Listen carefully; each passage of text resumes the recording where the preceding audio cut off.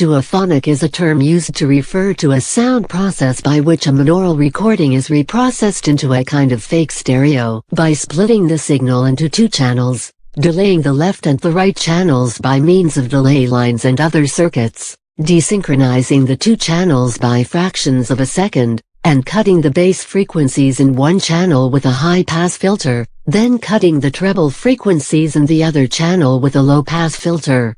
The result was an artificial stereo effect, without giving the listener the true directional sound characteristics of real stereo.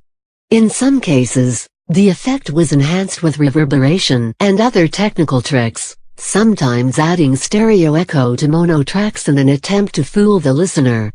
Duophonic was used as a trade name for the process by Capitol Records for re-releases of mono recordings from June 1961 through the 1970s. Capitol employed this technique in order to increase their inventory of stereo LPs, to satisfy retailer demand for more stereo content, and help promote the sale of stereo receivers and turntables. For nearly 10 years, Capitol used the banner Duophonic, for stereo phonographs only, to differentiate their true stereo LPs from the Duophonic LPs. The process was used for some of their biggest releases, including a variety of albums by the Beach Boys and Frank Sinatra.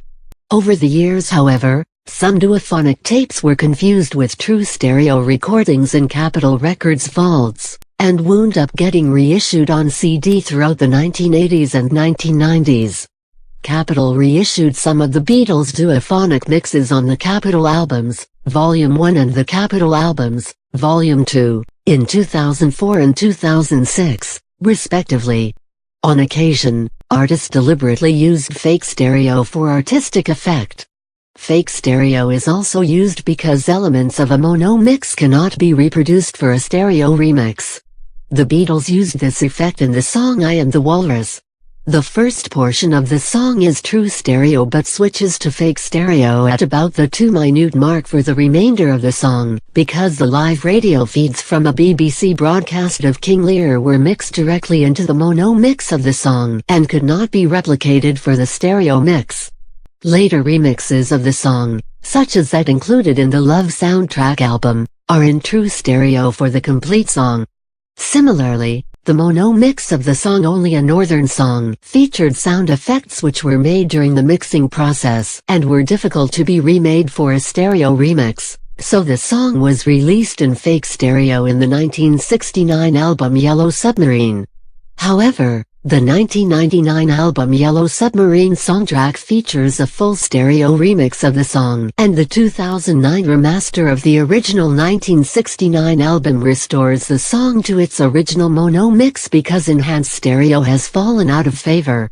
Other record companies use similar processing of monophonic material to create a stereo effect, but referred to the process by other names. For example, Columbia Records used the logo, electronically rechanneled for stereo, on records issued with their particular process. As with Capitol, Columbia's fake stereo issues included albums by major artists, such as Miles Davis, "Round About Midnight", CL 949 Mono, reissued in stereo as PC 8649.